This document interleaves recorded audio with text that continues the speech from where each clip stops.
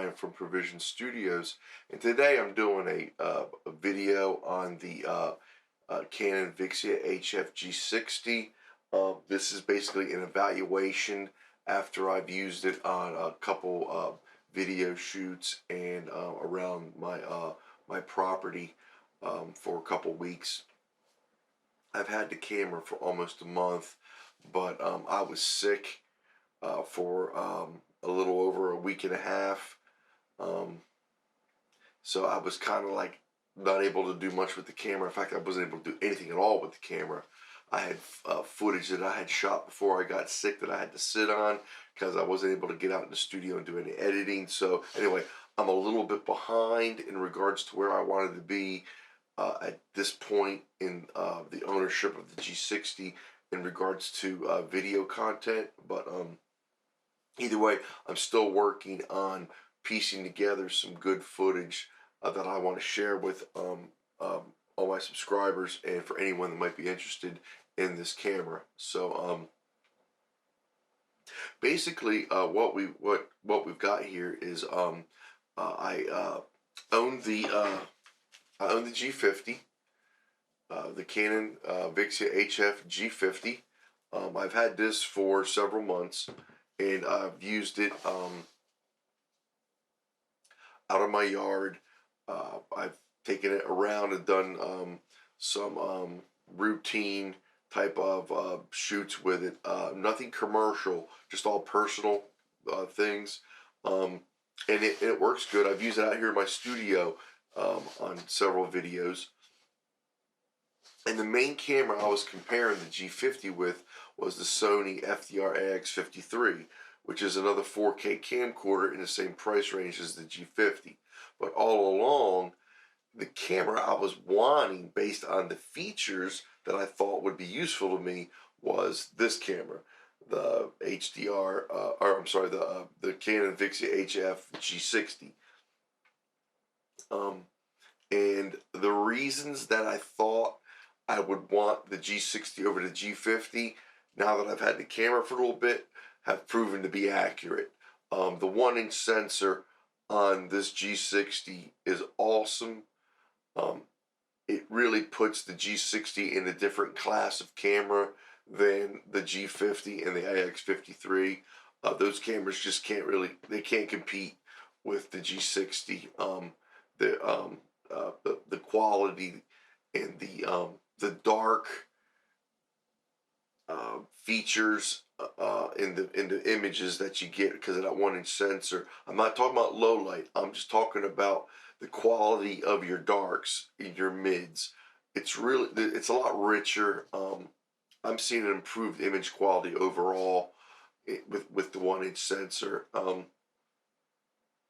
Now the effective resolution in the G50 and the G60s is the same, but I can tell you this: the G60's image is a lot better, and the dual pixel autofocus is hands down a knockout to the G50. It makes the G50's dual contrast based autofocus look basically kindergarten quality. Being on a video shoot with the G60 on a commercial shoot, and having the subjects that I was focusing in on just be always in pinpoint, sharp, accurate, spot on focus, regardless of what I'm doing with the camera, is exactly what I wanted. Hunting for focus is something I cannot tolerate. I cannot have it. It's completely unacceptable, and it was my biggest letdown on the G50.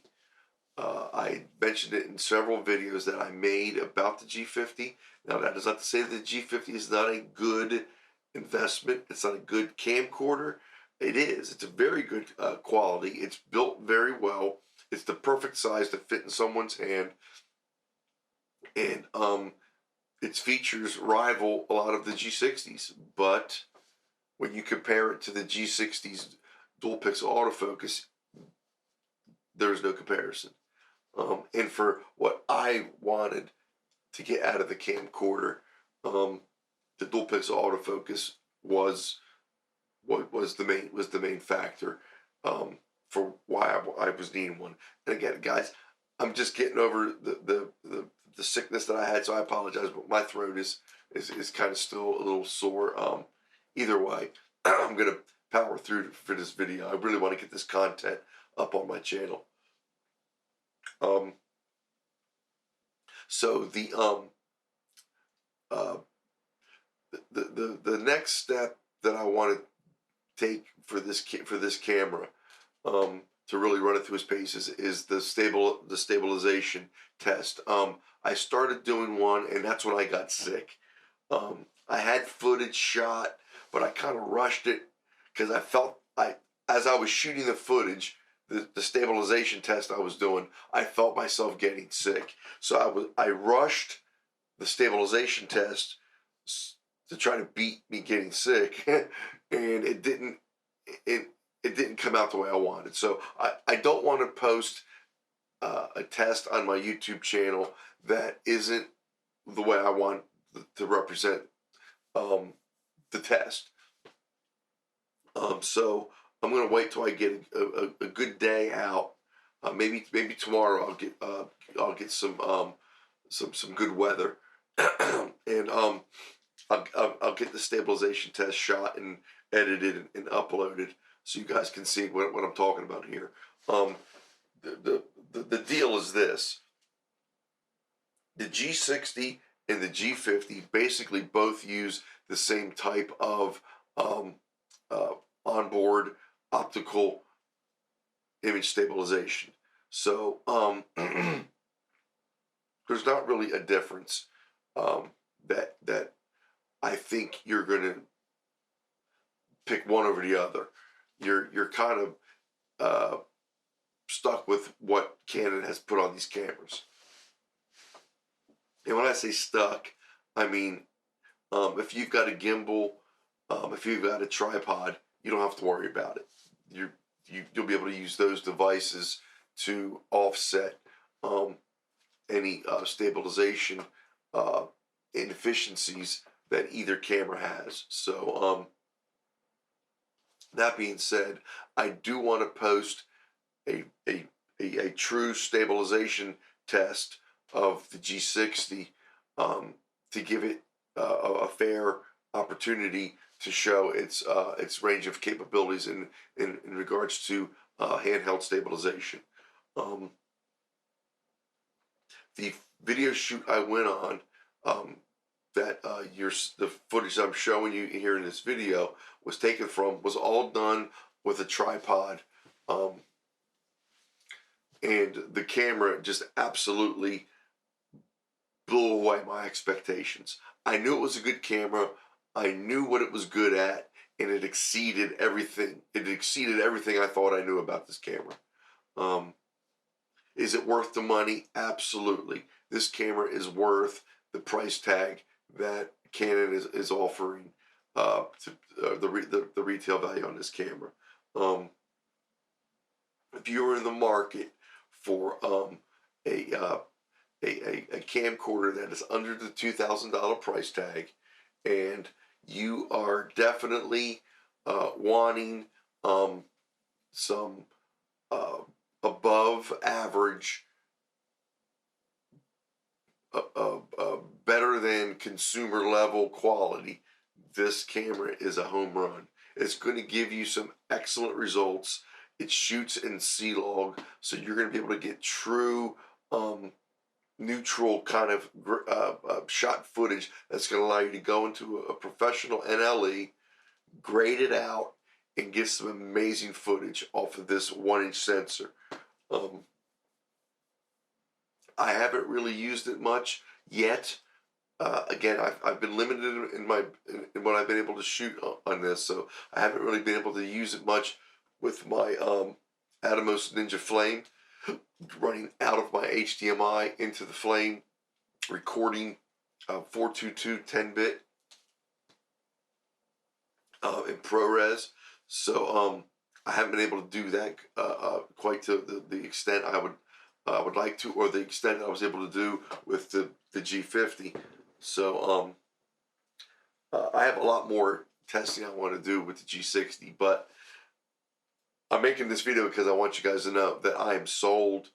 There really is no more reason to run any more tests. I'm just doing it more for my subscribers and and any viewers that might come along my channel, to give them the benefit of what I already know. There's nothing more I need to see with this camera to know that this is a grand slam, knock it out of the park every time type of a camera. So I am recording the audio on this on the onboard microphone. I wanted to point that out. So this will give anybody that I'm not using my my Canon or my Rode Video Go mic. I'm using the onboard microphone on the G60. So I wanted to point that out. Again, I'll be doing some footage here in the next day or two of the stabilization, and we'll see what that shows. I really believe that if money was not a factor, or let me say this is the best way to say it. If you're looking to spend less than $2,000 and you're looking at the G50 or the G60, I'm going to tell you this: get the G60. You will not be let down. You will not ask yourself, man, could I have saved a lot of money, or could I have saved money and got the G50 and been just as satisfied?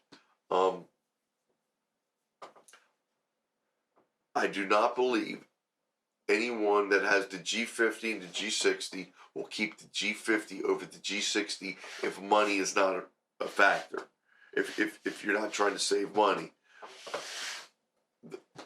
And I said this in a video I made yesterday. If the money was all the same, the G60 is the hands down winner every time. So if you're in the market for a camcorder and you're looking at the Canon VIXIA HF line, do yourself a favor. Research the G60. If the price tag scares you a little bit, it scared me. It's why I bought the G50. It's why I bought this camera. The price tag of the G60 is why I initially bought a G50. But once I experienced the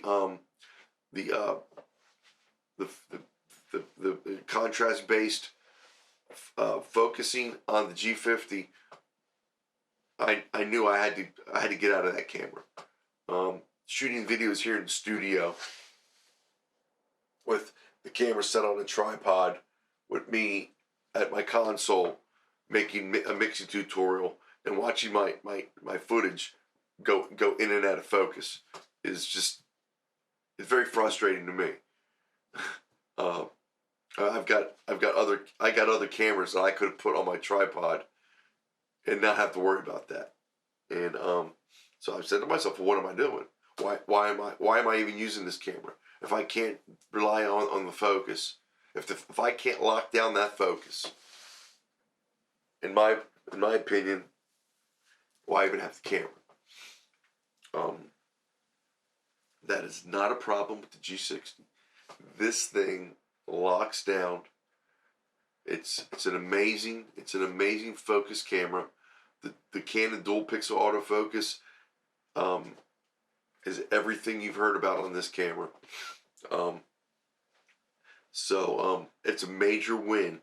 I'm glad Canon put that on this camera. I wish they would have put it on the G50 and charged an extra $200-300. I would have kept the G50 if that was the case. So that's an important statement I just made there. If Canon had made the G50 with dual pixel autofocus, I would recommend the G50 over the G60. Even though the G60 has the 1-inch sensor, I would take the 1/2-inch sensor on the G50 if this had dual pixel autofocus. over the G60 and its 1-inch sensor. Now, I don't know what the price tag would be on the G50 if it had dual pixel autofocus, or if it's even possible for it to be on this camera because of the size of the sensor. I gotta believe it is. I gotta believe you can. I gotta believe you can have a 1/2-inch sensor in dual pixel autofocus, because I have it on my M50. I have it on this camera. This mirrorless Canon EOS M50 has dual pixel autofocus on it. Now I know that's different, or not, that's different beasts. But if they're able to put it on the M50, which has a 1/2-inch sensor, I gotta believe it could have been put on the G50. So I hope that makes sense. There's a lot of great features on the G60, but the main feature to me that makes me want to have it over the G50 is the dual pixel autofocus. Having that lockdown focus, I know exactly, without even, if I didn't even have a monitor on showing me what I'm shooting right now, I wouldn't, because I have the dual pixel autofocus, I don't need to be monitoring what I'm shooting, other than making sure that the frame I've got set up is what I want. I don't even, once I set my frame and I'm good to go, I'm good to go, because I know that the focus is going to stay true. Being out in my yard with this camera on, not even in my hand, but on a tripod, and doing my touch focus, you put your camera focused or framed on a subject, and you touch the subject on your 3-inch LCD screen here, and that establishes what you're wanting the camera to focus on. And I'd be doing that out in my yard on a tripod, no movement, on a static object that's not moving, and touch focus on it, and it would still hunt randomly, without any change in lighting, without any change in movement, without any change in zooming in and out, or anything like that. Just simply having the camera recording a stationary object, off in the distance, but zoomed in and focused on it, touch focus, and it would still hunt. I can't have it. I just can't do it. There may be people out there that are looking for a camcorder just like the G50, and not in the fact that it doesn't have dual pixel autofocus may be fine for them, for their needs. For me, it was just a point of frustration. So that's going to do it for this video. If you have any questions about what I'm trying to explain here today, please feel free to leave a comment below. You can email me anytime at bbuck822@gmail.com. That's bbuck822@gmail.com. I'll get back to you as soon as I can. Again, I'll be making a couple videos here in the next couple days. Stabilization for sure. I plan on doing a night shot with this camera to mimic the shot I did on this a couple months ago. I did a night shot with the G50 that came out really good. So I plan on doing one with the G60 as well. As soon as I get a full moon to shoot, I'll be doing that. So until then, I hope everyone has a safe and happy holiday, and I'll talk to you soon. Bye-bye now.